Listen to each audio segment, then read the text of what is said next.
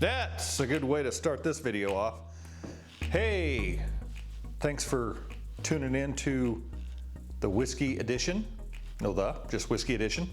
My name is Rob, and tonight we're gonna finish off the top 32 of the Fred Minnick 100, top 100 that he did last year in 2023. So these four can move on, one of the four will move on to the Elite Eight. I've got their names right here. They are Elijah Craig B523, Booker's 2023-4. I think that's the Mighty Fine Batch. We'll look at it when I bring it out in a second. Jack Daniel's 10-year Batch 2, and Larceny C923, which was number 2 on the Minnick Top 100 last year. The Elijah Craig B523 was 13. The Booker's 2023-4, Mighty Fine Batch, I believe is what it is, was number 33 on his list. And coming in at number 93, the Jack Daniel's 10-year Batch 2.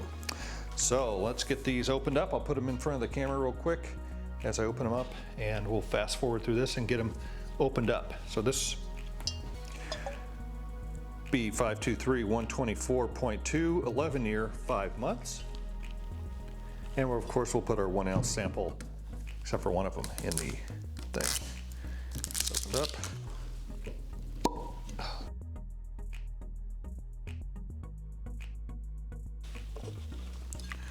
Booker's Mighty Fine Batch 2023-03, 63.3%, 126.6 proof, 7 years, 1 month, and 10 days. That's the Booker's Mighty Fine Batch. Too close, too far, too close. Big wax.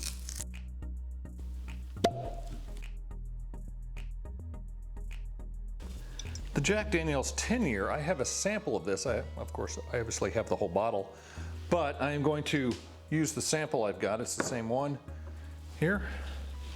So there'll be no cork pop, and I don't have enough to put into the bin. That's okay. Let's put it in here.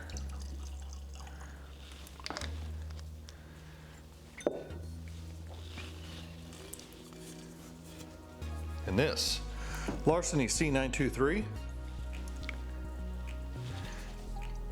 It is 126.4.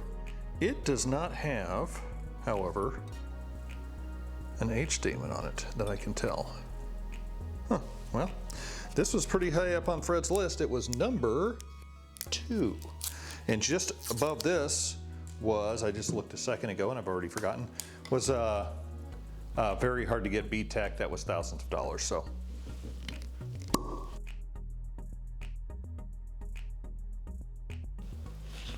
Be right back.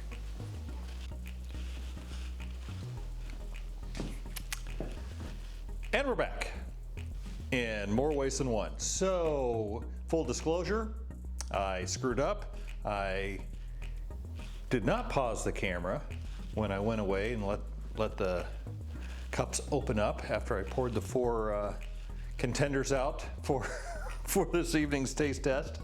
And yeah, I did not put it on pause and or stop it. I kept recording everything I was doing for 10-12 minutes over here, and when I came back to unpause it, I actually paused it, so I missed all of that. And that's why the pros usually run more than one camera at a time, and I'm not a pro. Obviously I'm an amateur, and so much so that I've dumped 3 of the 4 into a Manhattan. Very cinnamony Manhattan, and we'll get into that in a second. I'm not going to go back through and re-pour and all and open up and all that. I'll just tell you how the result, I'll just tell you what the results were. Between the Elijah Craig and the Booker's. The Elijah Craig came in hot and very cinnamony, you know what I mean. I said that I liked cinnamon toast and I liked cinnamon rolls. I wasn't too sure about cinnamon in a bourbon. It was like a Fireball, if Fireball really was a whiskey. So that's not a huge favorite of mine. However, once I did the Booker's Mighty Fine Batch right next to it, this just didn't have anything going for it for me. It was kind of flat. There was a little nuttiness to it.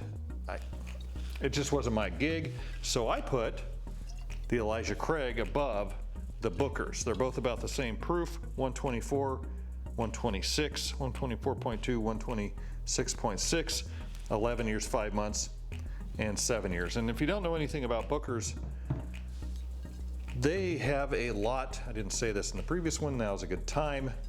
They have a card in their box where they kind of go through the batch story and the master distiller notes. And what's amazing is this came from 2, 4, 6, 7, looks like 7 different warehouses.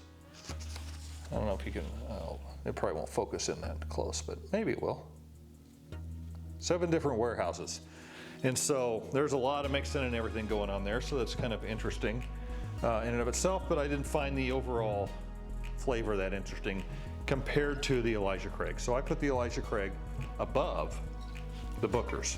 So then I came back here and I grabbed, I do still have the Jack 10 in a cup. I haven't gotten to that one yet. I didn't make a Manhattan out of this one. It was a lower proof. The Larceny C923, 126.4. I made a comment about how 3 of the 4 were randomly selected. 3 of the 4 were randomly selected to be high proof. And the Jack's 90 something, 97 proof. Yeah, 97 proof, so it's not low proof, but it's not 125.6 proof.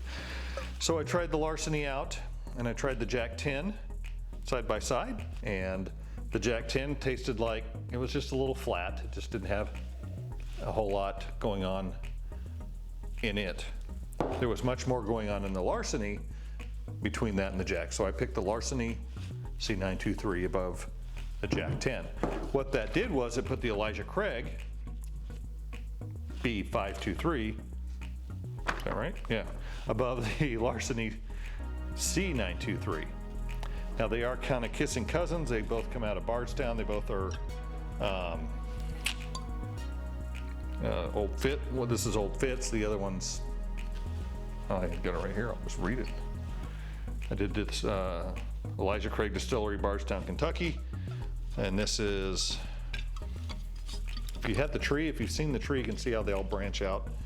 This is a distilled and bottled Old Fitz Distillery, Bardstown, Kentucky, but I believe these are kind of kissing cousins. So came down between these two, and I thought that the Elijah Craig, even with its prodigious amount of cinnamon, was a lot hotter and flavorful and finishing than Fred's number 2 of last year, C923. I might have to revisit this in another space, but for me, the Elijah Craig moves on to the Elite 8 from the Sweet 16.